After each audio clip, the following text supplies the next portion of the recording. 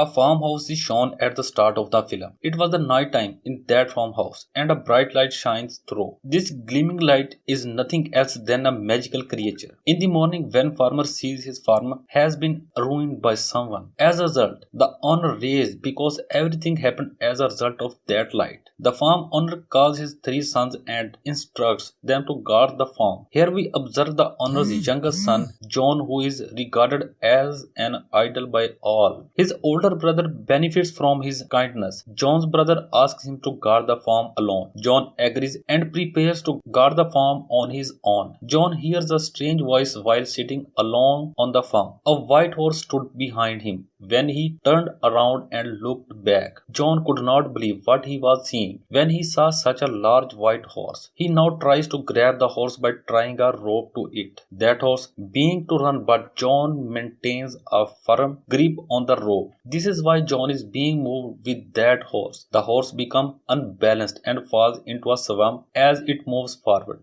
John helps the horse in getting out of the swamp. Meanwhile, John realizes his horse's eyes are filled with tears. John feels terrible and promises that he will never come near this farmhouse again. The horse thanks John and departs. When John returns home, he hears a sound again from his farm. When John goes there to check, he is shocked to see two horses chained there. Before he can understand anything else, a voice tells John that this is a gift for him. When John turns around and looks back, he sees a tiny horse named Fall. In fact, Fall was the son of the horse that John had saved the night before. Fall informs John that my mother is really happy with you. That is why she has sent you a gift. John feels happy after hearing this. John, on the other hand, hears his father's voice. John comes out and tries to keep his father outside, preventing him from entering. Following his father's departure, John sits on a fall. Fall runs quickly and John is shocked by his speed. Fall whistles as he reaches a point and two horses come from the stable after hearing his whistle.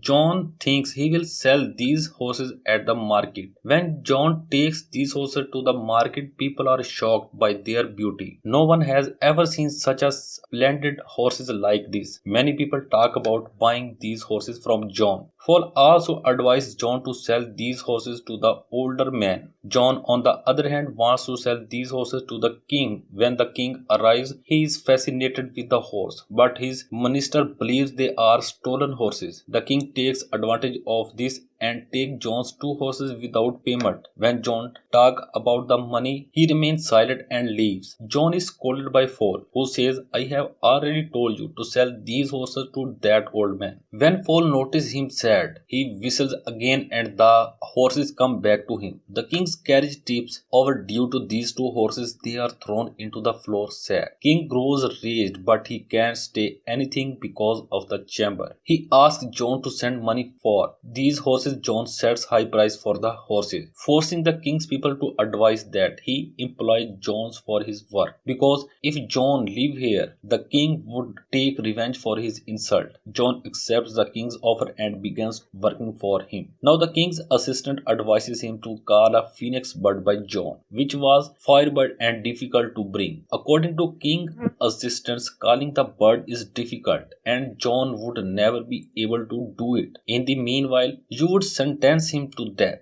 King praises his assistant's idea and tells John about it. John also gets ready. When Fall learns of this, he warns John what it will be dangerous. Whoever did this or went in search of that bird never returned. John did not take a step because he had accepted the challenge. Now Fall too intends to help John, which is why he leads him into the forest. He shows him a dream nut and tells him that these are the firebird's special nuts and the birds enjoy them, but these are the nuts that, when eaten, causes the bird to fall asleep quickly. We were able to quickly capture the bird later on and they reached the area where it lived. Firebirds live underground according to Fall and they throw some nuts on the floor. They wait for the bird to come later and when it smells the nuts, it comes out from the ground. The bird eats the nuts and faints shortly afterward. As John tries to capture the firebirds, it rises to its feet and begins chasing him. As he rushes to catch John and Fall, the entire island catch fire. That firebird has captured Fall and John throws the last nuts places in front of him. When the firebird eats that nuts, he faints. When he wakes up the next morning, he considered